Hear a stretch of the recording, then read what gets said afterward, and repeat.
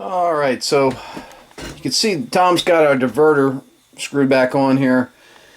He put on our 4 female fittings here, 1/2-inch thread-on PEX fittings.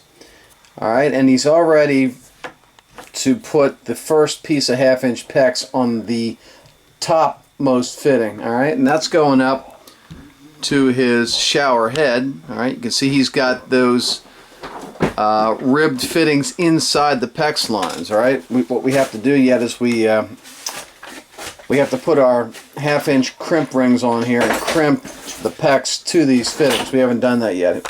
Down here we've got a small piece going from our valve, our shower valve, up to our diverter valve, right into the bottom of our diverter valve. So this piece of PEX right here is going to slide over top of the end of this fitting, the end of the ribbed fitting here. All right, and then we're going to use our PEX rings just like we did over here in the other room here when we did our sink faucets. We're going to be putting the black PEX ring on there right over top. And when you put the ring on, you can see that you leave like 1/8 of an inch of the PEX showing before you crimp your ring on. Push it onto your fitting the whole way and just leave like about 1/8 of an inch of the white showing. Alright? Or if you're using blue PEX or red PEX, leave 1/8 of an inch of the PEX showing before you crimp your ring.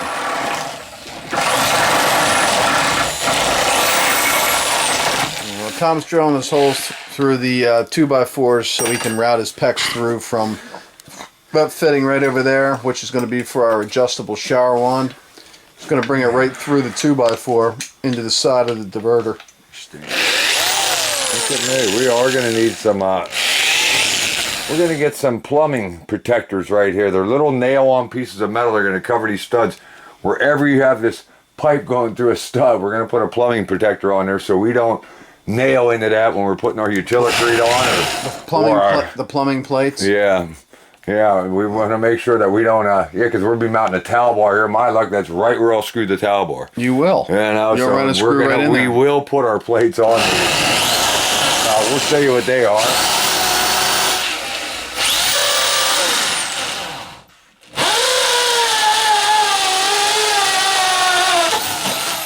Wow. That was quite the drill there, my man. That's how much I hate it. Get it over with. All right.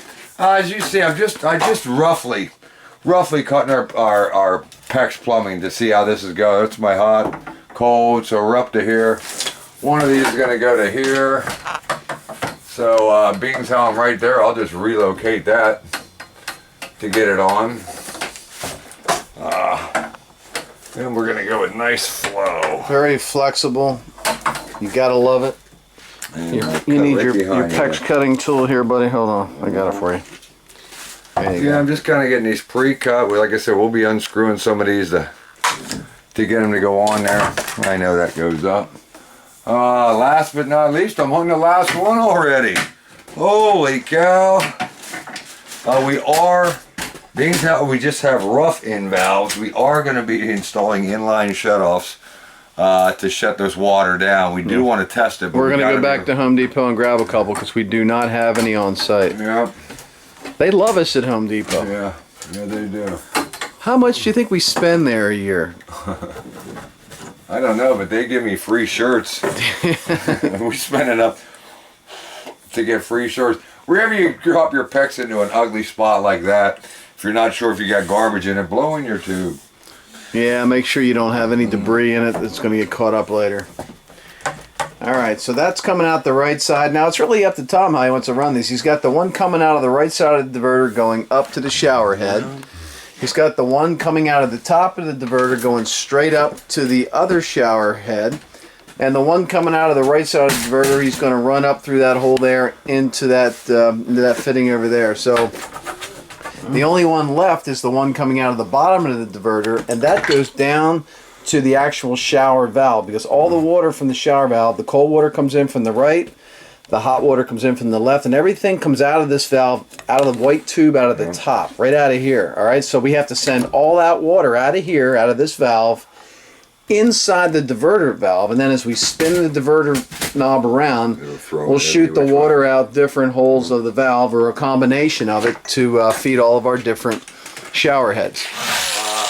This shower nowadays, when you are changing your shower faucet out, make sure you buy what's called a scald-proof shower faucet. Posi-Temp. Posi-Temp, scald-proof. Yep. That in the majority of the places right now, that's almost code anymore. And what that does is, if you're in the shower and somebody flushes the commode out there, the water pressure will change, but the temperature of the water will not change. We've all had that happen to us. In the old days, yeah, just as a joke, we used to run into the bathroom, kill Bob when he's in the shower, flush the commode, and hot water goes on him because the commode's stealing the cold water. Right. Well, they have shower faucets that won't do that anymore, and that's what we're installing here. Right. The Posi-Temp faucets keep the water at whatever temperature you set it at, medium, whatever, medium warm. Extra hot, depending upon how you like it. It doesn't matter if somebody flushes the toilet or turns on the sink or starts the washing machine and it starts stealing cold water. It will balance out the water pressure inside the valve to make sure that whatever you're showering with, whatever temperature water you're showering with, it stays constant no matter what's going on with the rest of the water in the house. And it's, I think it's Delta calls it a Posi-Temp. We call it a scald-proof faucet. But make sure that when you get a valve that it has that capability. All right, so we just put our PEX line onto the side of our diverter. All right, we've got one of these rings. See, I'm sliding the ring on there. Slide the ring over till it's about 1/8 of an inch away from the end. All right, and then put your crimp ring on there, your tool, the 1/2 inch jaws, and give one good pull, and then a second pull just for safe measure. And that's it. Now that ring just formed a complete pressure blowout proof, leak proof seal around the side of that PEX fitting, around the side of that SharkBite fitting. And we're just going to continue to do this every fitting. As soon as we put our ring on, we're going to go ahead and crimp it so we don't forget. I mean, how easy is that? It's ridiculous. I would never go back to copper. I would never go back to a torch and solder my pipes. Besides that, copper is off the chart right now, price-wise. You can't even afford to put it in. I'm going to hold that up about 1/8 of an inch till he gets the jaws of life on there. One squeeze. That's awesome. And really, they say you only have to crimp it one time. You see, we left 1/8 of an inch or so of PEX line there. We didn't run the crimp ring all the way down to the actual fitting itself. All right. Now we're going up top here. Oh, your ring slid down here. It will do that. It will do that. It will do. Get our tool on there and crimp. Yeah, one for good luck. What the hell? Although I set it to the hard setting. All right. Give that one more for good luck. Okay. Okay. All right, and just that fast, 3 connections. Okay.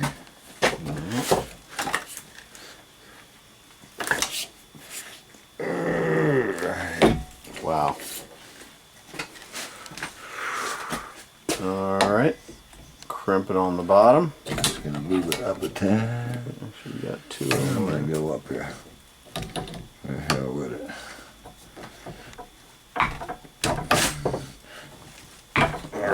Top ring. And our bottom ring. 1, 2 squeezes. All right. And we're flying through here as fast as he can put rings on and squeeze that PEX crimping tool. We're making watertight connections, and this turns a 2.5 hour job into about a 5-minute job. Seriously, that's no exaggeration. To sweat pipes with a torch and solder, cleaning your copper pipes, using your rosin paper, getting the burrs off your copper, cutting the copper with the little cutting tool, and then torching and solder and everything else you got to do. It takes a long time to do it the old-fashioned way, which was all copper fittings, torch and solder.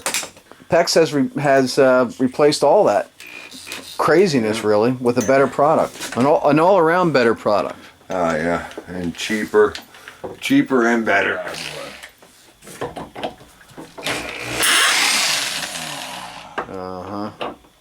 I know you like that. I know. Oh yeah, okay. Now, I guess I should say right now, you know, we're putting in a tile shower. If you're watching this video and you are putting in a fiberglass shower and you're not doing any of this tile shower stuff we're doing in this video, you would have been cutting holes through your fiberglass shower surround for this stuff to poke through. For this to poke through. For this to poke through. For that up there, that probably would be above your shower surround, but this is a tile shower application that we're filming here. Alright, if you want to see a fiberglass shower get done in its entirety, alright, using PEX, go to basementfinishingvideos.com. basementfinishingvideos.com. And at basementfinishingvideos.com, there is a bathroom series there. Alright, this is a site that shows you how to remodel your bathroom yourself. Or your basement yourself, rather. And one of the products there is called the bathroom series. Alright, the bathroom series there will show you how to install a bathroom in a basement. But the difference between that video and this bathroom video is it's with a fiberglass shower unit, which you'll want to watch if you're putting in a fiberglass unit. Plus it'll show you a whole bunch of other really cool stuff about putting a bathroom in your basement, which generally you're going through concrete floors and whatnot with a lot of different types of plumbing. A real good video series. That's it. basementfinishingvideos.com. It'll show you how to put in a fiberglass 4-foot shower in its entirety. So that'll show you how to cut the holes in the fiberglass, hook up your valve, hook up your shower head, the whole 10 yards, and you know, it's probably more geared towards what you're going to be doing in your bathroom because it's fiberglass, not tile. Go ceramic. Rock is the best. Yes, it really is. Rock on, man. Rock on. You got to love ceramic. Okay. All right, now up top here for our rain shower head. PEX on there. Get the crimp ring slid up there. Get your PEX tool on there. Leave that little 1/8 of an inch there. And crimp away. Yeah, I like to. Alrighty. Okay. We are connected and done except for our hot and cold, which I need to kill the house water, and we need to get inline shut off. Well, why don't we do this? Why don't we run over to Home Depot, get our list, and come back and finish this project?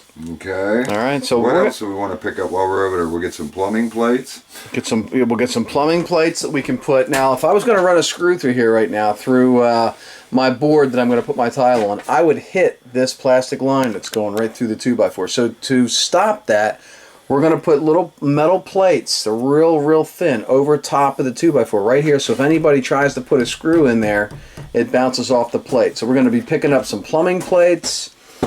We're going to pick up some 1/2-inch inline shutoffs so that we can shut the water off to the bathroom if we ever want to service the bathroom. We're going to pick up nipples and caps if we don't have any in here.